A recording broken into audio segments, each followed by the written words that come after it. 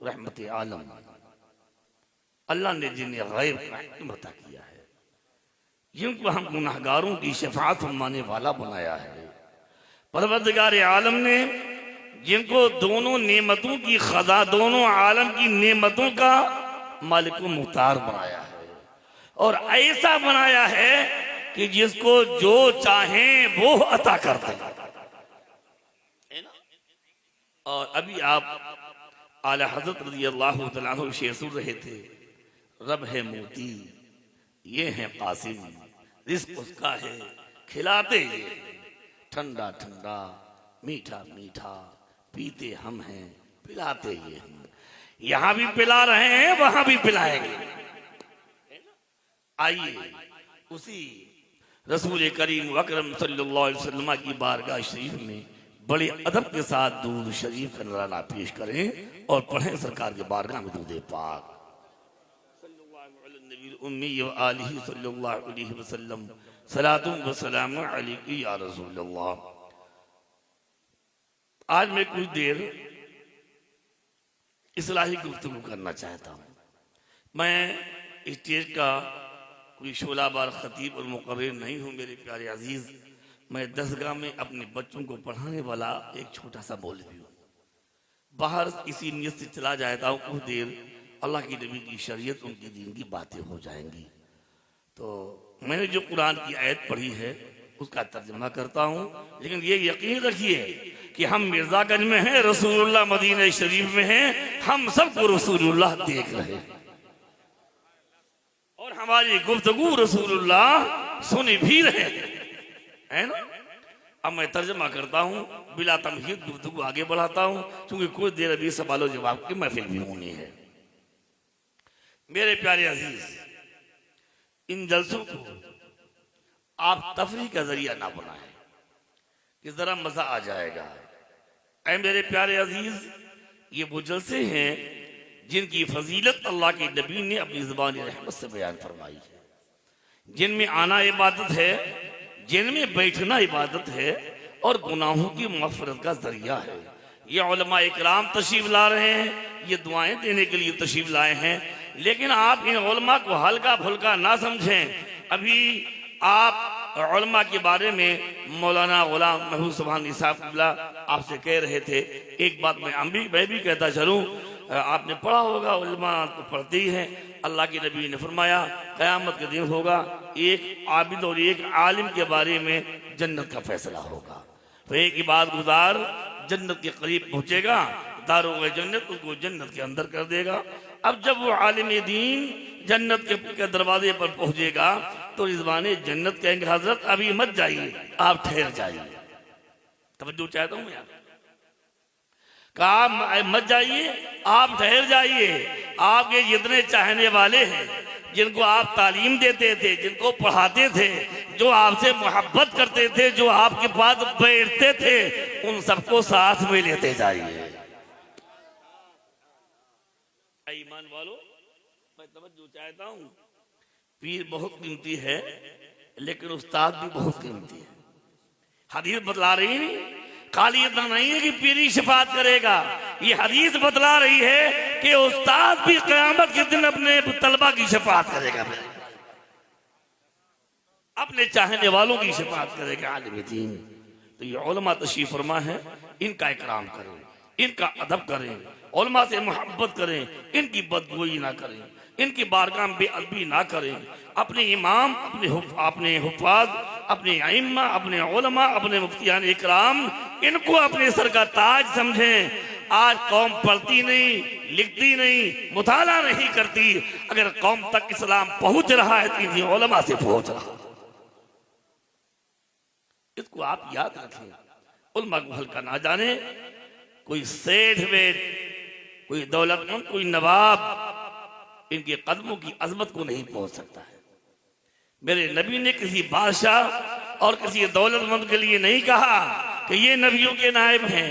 मेरे पैगम्बर फरमाते इन्नमल उलमा वरसतुल अंबिया, उलमा ये रसूलों के नबियों के नायब हैं। इनका एहतराम करें। एक बार और बड़े अदब के साथ दुरूद शरीफ नज़राना पेश करें। सलातुम व सलाम अलैका या रसूलल्लाह। मेरे प्यारे अजीज, मैं थोड़ी देर आपकी तवज्जो चाहता हूं। आज हमारे हालात क्या है, कौम कहां जा रही है, सब देख रहे हैं। हमारी बदअमालियां कहां पहुंच गई, हमारा किरदार कैसा है, सबको खबर है। कुरान की पहले आयत करदा तिलावत करदा आयत करीमा पहले तर्जमा सुन लीजिए। कुरान करीम ने फरमाया, तबारकल्लज़ी बियदिहिल मुल्क, बरकत वाली है वो जात जिसके दस्ते कुदरत में सारा मुल्क है। वहुवा अला कुल्ली शैइन कदीर, और वो सब कुछ कर सकता है। अल्लाह सब कुछ कर सकता है। अल्लाह चाहे तो जर्रे को आफताब बना दे, आफताब को जर्रा कर दे। अल्लाह चाहे तो फकीर को बादशाह बना दे, बादशाह को फकीर कर दे। अल्लाह चाहे तो जो कुछ नहीं था उसको सब कुछ बना दे, और जो सब कुछ था अल्लाह उसे सब छीन ले। अल्लाह चाहे तो माँ के पेट से वली और आलिम पैदा फरमा दे, और अल्लाह चाहे तो हमारे इल्म को छीन ले। अल्लाह कादिर है, उसकी कुदरत में कोई नक़्स नहीं है। जो चाहे वो कर सकता है। दुआ करो कि जो नेमतें नहीं हैं अल्लाह वो अता कर दे, और जो हैं अल्लाह ज़ाय होने से बचा दे। वो सब कुछ कर सकता है। देखा, एक जो कुरान फरमाता है, अल्लाहुम्मा मालिकल मुल्क तुतिल मुल्क मन तशा व तंज़िउल मुल्क मिम्मन तशा। ऐ अल्लाह, तू ही सारे मुल्क का मालिक है। तू जिसे चाहे मुल्क दे दे और जिसे चाहे छीन ले। व तंज़िउल मुल्क मिम्मन तशा व तुइज़्ज़ु मन तशा व तुज़िल्लु मन तशा। ऐ अल्लाह, तू जिसे चाहे जिल्लत दे और जिसे चाहे इज्जत दे। इरफान साहब को मैं कहता हूँ कि अल्लाह ने इज्जत और जिल्लत का सारा मामला अपने दस्ते पाक में रखा। अगर ये इख्तियार ये बंदे को मिल जाता ना, तो ये अपने अलावा किसी को इज्जत से रहने ही नहीं देते, है ना। बतुइज़्ज़ु मन तशा व तुज़िल्लु मन तशा बियदिकल खैर। सारी भलाई या अल्लाह तेरे दस्ते कुदरत में है। इन्नका अला कुल्ली शैइन कदीर, और बेशक तू सब कुछ कर सकता है। कुरान फरमाया, तुलजुल लैला फिन नहार। तवज्जो चाहता हूँ, तुलजुल लैला फिन नहार व तुलजुन नहारा फिल लैल। देखो मेरे भाई, देख रहे हो सर्दी का मौसम है, अब रात बड़ी हो रही है, दिन घटता चला जा रहा है। ये दिन कहाँ चला गया, कहीं भाग गया, फरार हो गया। गर्मी का मौसम आता है, रात छोटी हो जाती है, दिन बड़ा हो जाता है। ये रात कहाँ चली जाती है, तो कुरान कहता है तुलजुल लैला फिन नहार। ऐ अल्लाह, तू रात को दिन में दाखिल कर देता है और दिन को रात में दाखिल कर देता है। अब दिन का कुछ हिस्सा अल्लाह ने रात में दाखिल कर दिया तो रात बढ़ गई। अब गर्मी का मौसम आएगा तो अल्लाह रात का हिस्सा दिन में दाखिल कर देगा तो दिन बढ़ जाएगा। अल्लाह जो चाहे वो कर सकता है। अपने अकीदों को संभालो, अल्लाह जो चाहे वो कर सकता है। अल्लाह जिस हाल में रखे बंदे को शुक्र अदा करना चाहिए। अगर महल में हो रहो तो अल्लाह का शुक्र अदा करो, और टूटी फूटी झोपड़ी में रहो तो अल्लाह का शुक्र अदा करो। बंदे को हमेशा खुदा का शुक्र अदा करना चाहिए, और यही मेरे नबी की सुन्नत भी है। कुरान ने जगह ये भी फरमाया, इन शकरतुम लअज़ीदन्नकुम वला इन कफरतुम इन्न अज़ाबी लशदीद। अगर तुम मेरा शुक्र अदा करोगे तो हम और ज्यादा देंगे, और अगर तुमने नाशुक्री की तो जान लो मेरा अज़ाब बहुत सख्त है ना। अब उसी तरह वहीं बुलाइए, वह अला कुल्ली शैइन कदीर, वो सब कुछ कर सकता है। कौन? अल्लज़ी खलक़ल मौत वल हयाता, जिसने मौत और जिंदगी को पैदा किया। जिसने मौत को पैदा किया, जिसने जिंदगी को पैदा किया, जिसने अनफात को पैदा किया, अनफात के माँ बाप को पैदा किया, आपको पैदा किया, आपके माँ बाप को पैदा किया, उलमा को पैदा किया, मशाइख को पैदा किया, हाफिजों को पैदा किया और शायरों को पैदा किया, मालदारों को, गरीबों को पैदा किया। क्यों पैदा किया? मैं आपकी तवज्जो चाहता हूँ, अल्लाह ने क्यों पैदा किया? सिर्फ खाना खाने के लिए, मकान बनाने के लिए, इलेक्शन लड़ने के लिए, दौलत कमाने के लिए, 100 बीघा जमीन खरीदने के लिए? किस लिए अल्लाह ने पैदा किया? ऐ मुसलमानों, कुरान के हुक्म के मुताबिक हमें चाहिए तो ये था कि हम कुरान पर गौर करते, कुरान को पढ़ते, कुरान की तिलावत करते और अपने मकसद तख्लीक को समझते कि अल्लाह ने हमें पैदा क्यों किया। सुभान अल्लाह। अगर आपने अपने मकसद तख्लीक को समझ लिया होता, अपनी पैदाइश के मकसद को समझ लिया होता, तो आपकी जिंदगी ऐसी नहीं होती जिस अंदाज में गुजर। आप इस तरह आजाद ना होते कि आपको ना नमाज की परवाह है, ना दाढ़ी का ख्याल है, ना हलाल व हराम का ख्याल है।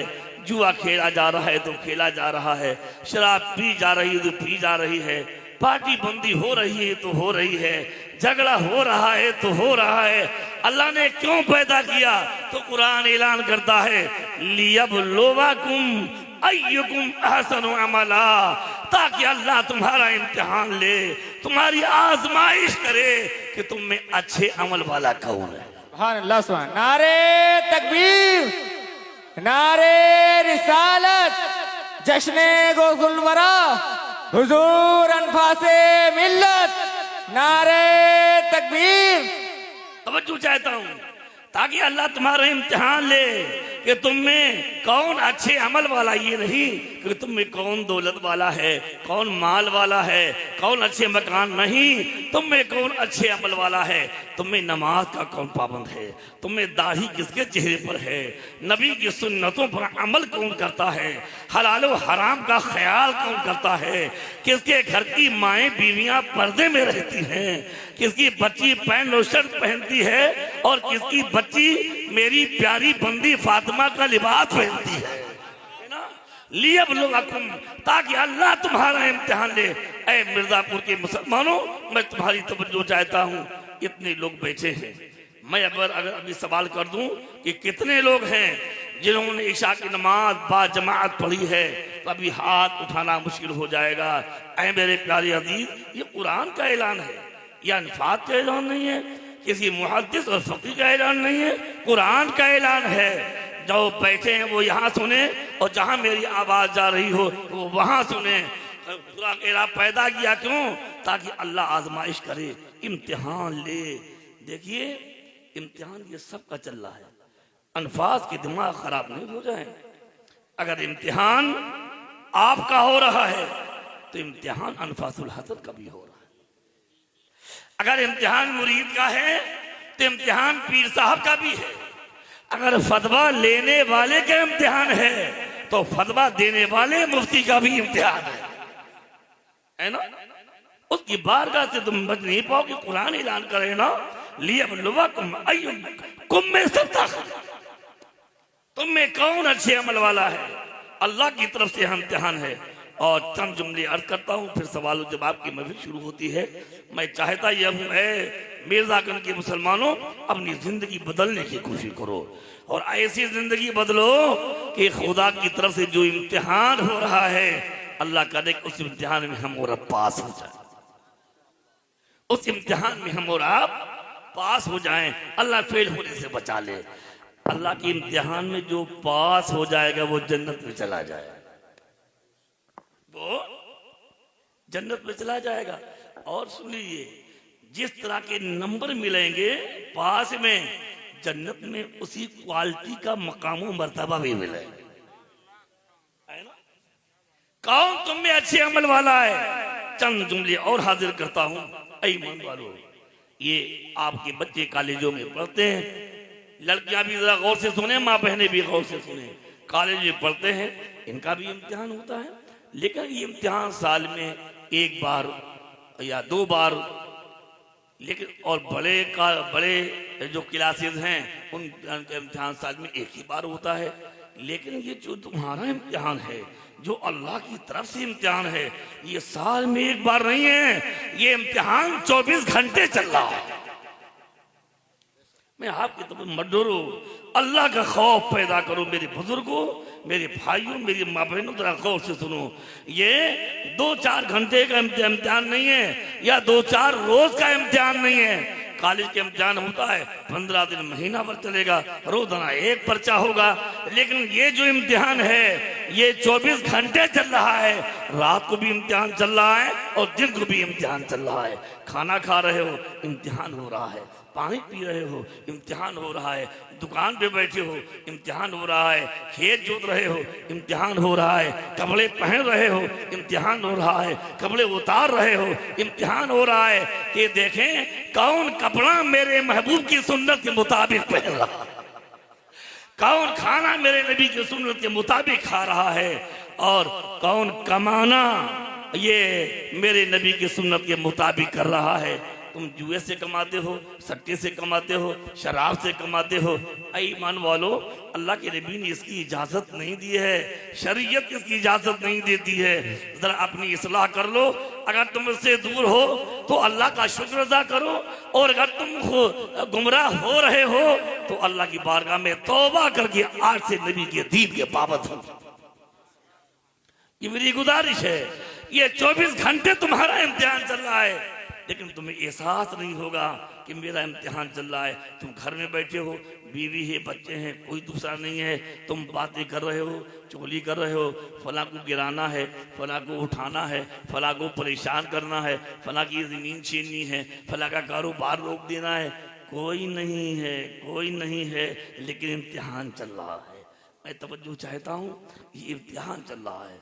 एक बात और सुनिए, जब हमारा कॉलेज में इम्तिहान होता है तो कलम हमारे हाथ में और कापी हमारे हाथ में, लेकिन इम्तिहान अनफासुल हसन का है, इम्तिहान मौलाना इरफान साहब का है, इम्तिहान मौलाना नईम साहब का है। लेकिन मैं तवज्जो चाहता हूँ, ना कापी हमारे हाथ में है और ना कलम हमारे हाथ में है, और इम्तिहान हमारा हो रहा है। ये कापी कलम किसके हाथ में है? तो पैगंबर ने फरमाया ये किरामन कातिबीन, एक फरिश्ता इधर है, एक फरिश्ता इधर है। हम तकरीर कर रहे हैं, हमारी कापी लिखी जा रही है। हम नमाज पढ़ रहे हैं, हमारी कापी लिखी जा रही है। हम रोजा रख रहे हैं, हमारी कापी लिखी जा रही है। हम गाली बक रहे हैं, हमारी कापी लिखी जा रही है। हम चुगली कर रहे हैं, कापी लिखी जा रही है। और हम गीबत कर रहे हैं, कापी लिखी जा रही है। हम दूसरों के खिलाफ साजिश कर रहे हैं, कापी लिखी जा रही है। तुम इस चक्कर में मत रहना, घर में था, कोई नहीं था, कोई नहीं था। अल्लाह देख रहा है, नबी देख रहे हैं, और अल्लाह के मुकर्रर करदा फरिश्ते तुम्हारी कापी को लिख रहे हैं। मुसलमानों, जरा अपने को संभालो। तुम